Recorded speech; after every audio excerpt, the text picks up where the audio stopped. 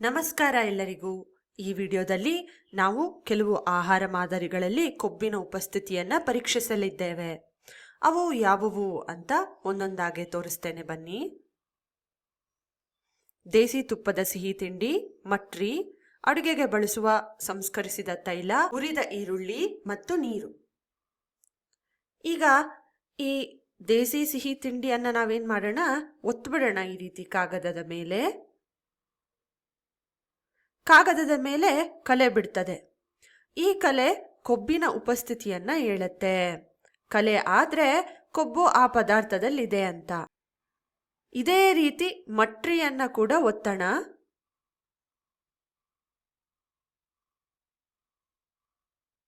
ಮಟ್ರಿ ಅನ್ನೋದು ಬಂದು ಉತ್ತರ ಭಾರತದ ಒಂದು ವಿಶೇಷ ಖಾದ್ಯ.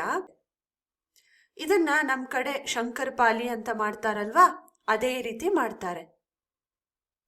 ಈಗ ಅಡುಗೆ ಎಣ್ಣೆಯನ್ನ ತಗೊಳ್ಳೋಣ. 1 ರಿಂದ 2 ಹನಿ ಸಾಕಾಗ್ತದೆ. ಡ್ರಾಪರ್ನ ಸಹಾಯದಿಂದ ಕಾಗದದ ಮೇಲೆ ಕೆಲವು ಹನಿಗಳನ್ನ ಹಾಕೊಂಡ್ವಿ. ಈಗ ಒಂದು ಕೈ ಬೆರಳನ್ನ ಬಳಸ್ಕೊಂಡು ಈ ರೀತಿ ಹರಡ್ಬಿಡೋಣ. ಇನ್ನು ಉರಿದ ಈರುಳ್ಳಿಯಲ್ಲಿ ಖಂಡಿತವಾಗ್ಲೂ ಎಣ್ಣೆ ಇದ್ದೇ ಇರುತ್ತೆ, ಯಾಕೆಂದ್ರೆ ಎಣ್ಣೆ ಹಾಕೊಂಡೇ ಹುರ್ಕೊಂಡು ತಗೊಂಡಿರೋದ್ರಿಂದ.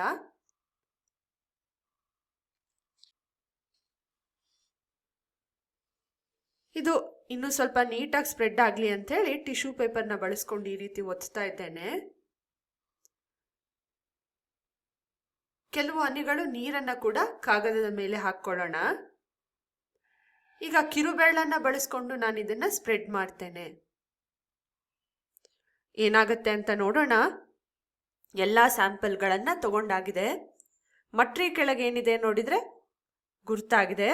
ಅದೇ ರೀತಿ ದೇಸಿ ತುಪ್ಪದ ಸಿಹಿ ತಿಂಡಿಯ ಕೆಳಗೆ ಕೂಡ, ನೀರುಳ್ಳಿಯ ಕೆಳಗೆ ಕೂಡ ಎಣ್ಣೆ ಗುರುತುಗಳಾಗಿದೆ. ಈಗ ಎಲ್ಲಾ ಪದಾರ್ಥಗಳನ್ನ ತೆಗೆದಿಟ್ಕೊಂಡ್ಬಿಡೋಣ.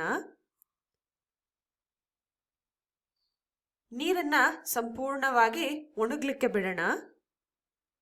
ಸರಿಸುಮಾರು 1 ಗಂಟೆಗಳಾಯ್ತು ನೀರು ಸಂಪೂರ್ಣವಾಗಿ ಒಣಗ್ಲಿಕ್ಕೆ. ನಾನು ಸ್ವಲ್ಪ ಫಾಸ್ಟ್ ಫಾರ್ವರ್ಡ್ ಮಾಡಿದ್ದೇನೆ. ಆಹಾರ ಪದಾರ್ಥಗಳಲ್ಲಿ ಎಣ್ಣೆ ಅಥವಾ ಬೆಣ್ಣೆ ಇದ್ರೆ ಅದು ಕಾಗದದ ಮೇಲೆ ಎಣ್ಣೆಯ ಗುರುತುಗಳನ್ನ ಉಂಟು ಮಾಡುತ್ತೆ.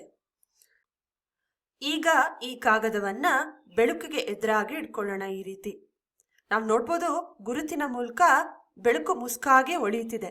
ಇದನ್ನ ಅರೆ ಪಾರದರ್ಶಕತ್ವ ಅಂತೇವೆ. ಅಂದ್ರೆ ಈ ಕಲೆಗಳು ಅರೆ ಪಾರದರ್ಶಕ. ನೀರಿನ ಪ್ರಕರಣದಲ್ಲಿ ಯಾವುದೇ ಕಲೆ ಇಲ್ಲ, ಹಾಗಾಗಿ ನೀರು ಅರೆ ಪಾರದರ್ಶಕವಲ್ಲ. ಇವುಗಳಲ್ಲಿ ಕೊಬ್ಬಿನ ಉಪಸ್ಥಿತಿ ಇದೆಯಾ ಅಂತ ನಾವು ನೋಡಿದ್ರೆ, ನೀರನ್ನ ಹೊರತುಪಡಿಸಿ ಬಾಕಿ ಎಲ್ಲ ಪದಾರ್ಥಗಳಲ್ಲಿ ಕೊಬ್ಬಿನ ಉಪಸ್ಥಿತಿ ಇದೆ. ನೀರು ಯಾವುದೇ ಕಲೆಯನ್ನ ಬಿಡ್ಲಿಲ್ಲ, ಹಾಗಾಗಿ ಇದರಲ್ಲಿ ಕೊಬ್ಬಿನ ಉಪಸ್ಥಿತಿ ಇಲ್ಲ. ಮುಂದಿನ ವಿಡಿಯೋದಲ್ಲಿ ಮತ್ತೊಂದು ವಿಷಯದ ಜೊತೆ ಭೇಟಿಯಾಗೋಣ. ಧನ್ಯವಾದಗಳು.